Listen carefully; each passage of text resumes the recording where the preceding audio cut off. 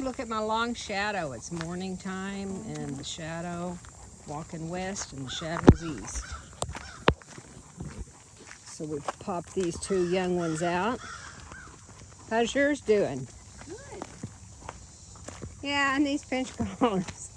She's not trying to take me anywhere or Right. anything. She's nice. She's Right. responsive. So eventually, if you do this enough, you can get to where you can have them off leash. But Yeah. you definitely want them to obey you to keep. When they're real little, I start mine off with a harness so they don't get heavy in the neck, and then I'll go to like a flat collar on the neck. If I've got one that just wants to be heavy, the wide flat collar with the big D-ring, you can run the leash through the D-ring and clip it back to the harness. Yeah, I don't. And I mean, it depends upon the dog. Yeah, I don't like a harness. I won't use a harness. Yeah. About 4 months old, I put them in a plastic pinch collar. Yeah. And at 6 months old, they go into a metal, and they ought to respect that leash around their neck. Right. I've had people, these are pulling dogs, so I've Yeah. never used a harness, and a lot of times I've seen people use it incorrectly. One time I was at a dog show. You can teach them to pull if you don't Right. know what you're doing. You can teach them to pull with a harness because they're pulling dogs is what they do. No, I just don't like to hit on their necks when they're real little. So I'll kind of. I use a plastic pinch collar. Yeah. They're $7.99 at Amazon. I've never had to use a pinch collar on any of mine except a male Rottweiler years ago because he was a big boy and he had some attitude. I can't stand them pulling on me. And I corrected him with that a couple times, and he was happy to go back with his choke collar, his chain collar. Yeah. Real happy. I don't usually use a choke collar unless I'm in the showroom. The only time I use a choke collar, but these pinch collars or prong collars, they call them prong collars. Oh yeah. They come with all these little plastic knobs on the end of the metal. There's so many different variations. Yeah, that doesn't last long. I take that plastic right off. Yeah, they've yuppieized them for the bunny huggers and all. Yeah. People who got no business using them because they don't know what they're doing anyway. My opinion. This girl is taking the slack out of her lead a little more, but typically when we walk back up, see how cool it is down here? Yeah, it's beautiful. It's like down at my place on the back side by the creek. And you got all the shade. No, you're not gonna so in the evening, in the summer, because this is always shady, it's a little cooler to walk down here. But in July and August, I did not walk much at all. No. It's actually, I felt bad. Well, it's too hot for yourself. Why would you walk the dog? Oh, I didn't walk the dogs at all. But I mean, just me, I had felt so bad. I wasn't walking much either. I'm going to build up an appetite. I'm going to be ready for some pancakes. Porscha. Hi, come here. Porsche. Come here. Good girl. Tasha. Here, I'll give you cookies. I know where the treats are coming from. You look at your handler. Tasha. So Porsche saw that. Porsche, come here. There you go. Good girl. Good girl. Goody. Goody. I'm talking to you. Come here. Thank you. Good girl. See, her mommy, Taffy, was, the only thing with her is that she can be vehicle aggressive. So if I hear a car coming, I have to set her down beside me. Okay. Usually I carry an extra leash so that I can snap her and set her down. If she sits beside me, she's okay. But I don't know why. I guess she feels intimidated by him, and so feels like I'm going to get that car. Either that or it's something she just plain don't like. She doesn't like him, no. Not that she loves my car. She goes and jumps in my car all the time. That's different. Can you see her just giving a tiny bit? Can you see that? To that left leg. She was running up down the hills this morning. She loves to get out. And she'll make a lot more steps than us because she'll go down and back. Now, if she jumps up a deer, we'll see if she'll come back to me or not. She probably would after a quarter of a mile. So this is funny. When she was young like this, maybe even younger, I had her and her mommy out at Kingston where we're going this evening, and she jumped up, I don't know, a rabbit or it wasn't a deer. I don't remember seeing a deer. I don't remember what it was, but she jumped up something, and Taffy took off, and she did run a quarter of a mile before she came back to me. Yeah. And I just stood up there and whistled and called her, and my sister was with me, and she That's goes, all you can do. right, and my sister said, she's not coming back. I said, she'll come back. Well, they'll come back. Oh, she'll come back to me. Your heart's going 1,000 miles an hour. Well, we were on a dirt road, and Goodness. yeah, I would never walk her off race on the highway. But then she stopped, and she came back, and Kimberly said, I'd never seen that before. I said, she better come back on. Chase her down and give her a whooping. Get a whopping. I want no whopping.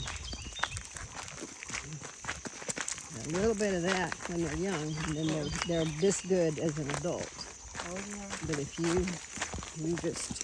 Can't spoil them. No, you cannot spoil them. They're not stupid.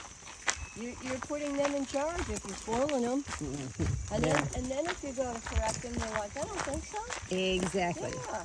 So, every dog wants to know who's the smartest, the fastest, and the strongest, and the bravest in the litter. And if it ain't you, why would they follow you? Exactly. And if you let them push you around, push you over, and just do whatever they want to do and not obey you, they're not going to follow you. So I had a guy one time say, can you teach my dog to come? I said, well, I can teach your dog to come to me, but that don't mean he's going to come to you. Exactly. Have you found that to be true? Oh, and then some of the problem horses I used to do, I could straighten them out, but they were only good for me because of that mindset. They were that dominant. And there are dogs that are the same way. It's true. Every dog is not suited for every owner, and certainly every horse is not suited for every especially. owner. If you're this soft touch, come here. Let him get away with anything. You need the old gray mare that's going to cuddle you up and babysit you. Right, well, so... Until you learn from that mare, maybe, if you're willing to listen to them. Well, Bestie was sweet. Not that she couldn't be a little naughty.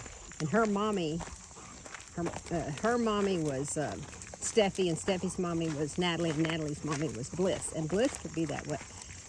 I would have to, do this, shake my finger to get her to mind me, which I was reminding her, you don't want me to break a limb and give you a swat. You better get back here. You better get back here. You know I'm videoing.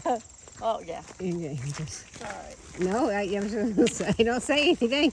Don't say anything you don't want. I won't say anything naughty. Yeah, don't say anything you don't want on video. Right.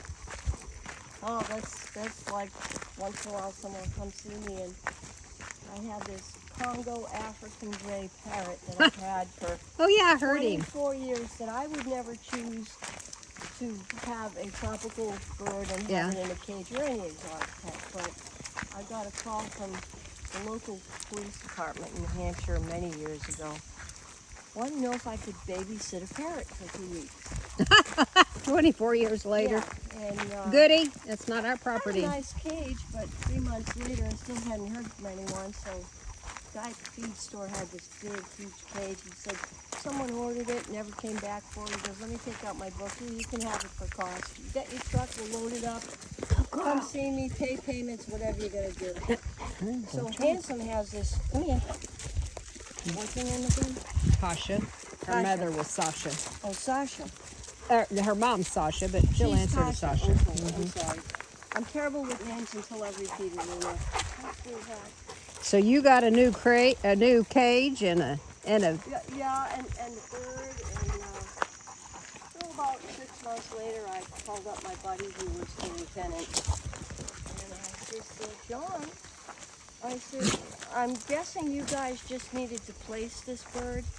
And he said, yeah, we couldn't think of anyone else that would take care of it. You don't dump it on me and not keep trying to place it. Here's the thing. When I got the bird, it was plucked totally naked except its head feathers and its lower wing feathers. From stress. Yeah, exactly. And So by that time, and the bird's name was Hanson, and the paperwork that was with the bird said it was sexed as a male, but she had laid a couple eggs. So, he laid eggs. Yeah, so he laid Hanson eggs. is a he/she. He/she. And I wasn't going to change Hanson's name because Hanson knew her name. And according to the paperwork, she was only 3 years old. This bird's going to outlive me, so I'm still trying to figure out who can have the bird when I'm gone. No, it ain't me, because I am not fond of birds. So, Not fond of birds. The bird had kind of told me its story. It was owned by a woman because it was using a woman's voice and telling the dog Lassie to stop that barking constantly. And then the bird one day, I opened up a bottle of wine to have a glass of wine with my drink. And the bird made this funny noise. And I was like, what? Well, the bird was imitating someone smoking one of those bong type. Oh. And I looked at the bird and I poured the glass and the bird made the noise again. And I'm like, okay. Next thing I know, the bird keys in like the police radio sound. When they key in the radio, because I worked in the mines and we had those radios. And then it starts in with, hands up, up against the wall. Oh yeah. And the bird told me the whole story.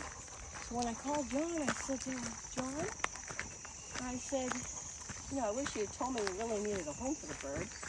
I said, I've had it that long and got it rehabbed that it would be criminal to send it somewhere because it would probably commit suicide because they're very emotional. Yeah. And I said, but...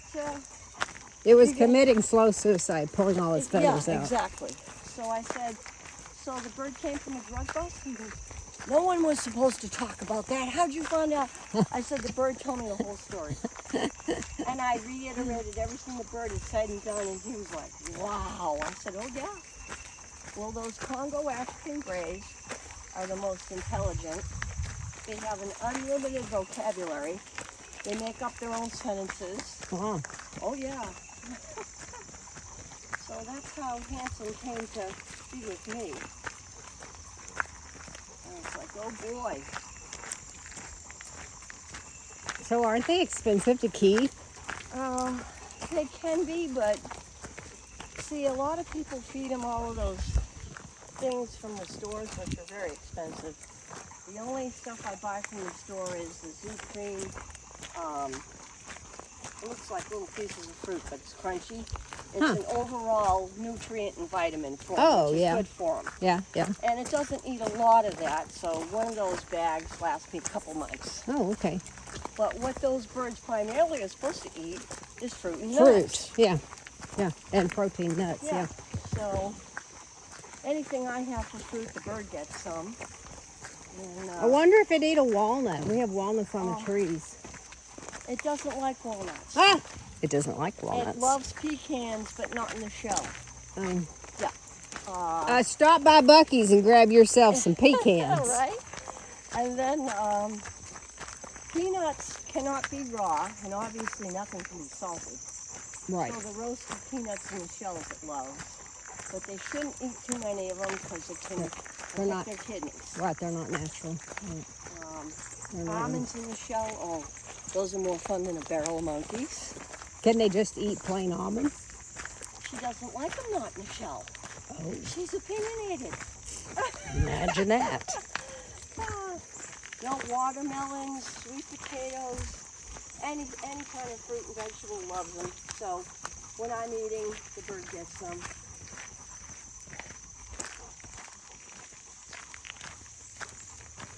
Are we tuckering you out, or are you just liking me, huh? Starting to kind of hug me here. Yeah, they've been running all morning, so it wasn't like they didn't have. Oh, and I thought it was because you liked me. So this one, you can see what she thinks of me.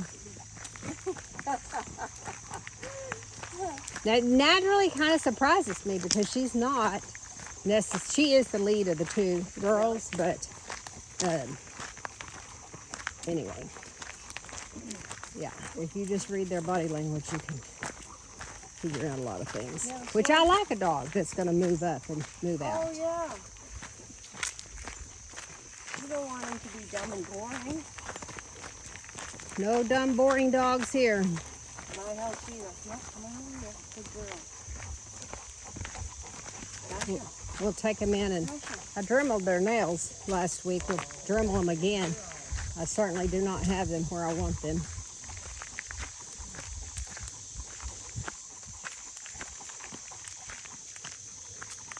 I have no idea what I'm videoing because I have a cover on this camera, so I'm just pointing and shooting.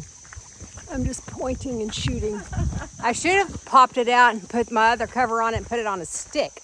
That's a way more interesting video. But it's way out here on a stick. Yep.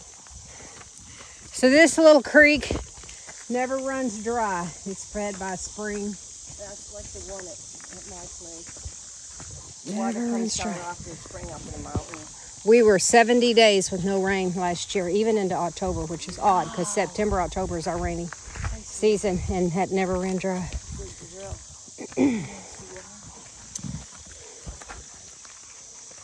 Oh, very good girl. That's funny that bird smelled that alcohol.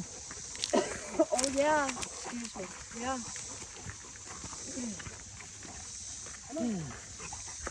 All right, well, this was Take a Walk with Us. Now you're going to get to hear me breathe because we're walking not straight up a hill, but almost.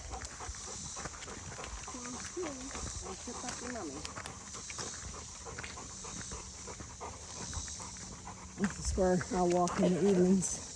This is the burn right here, girlfriend.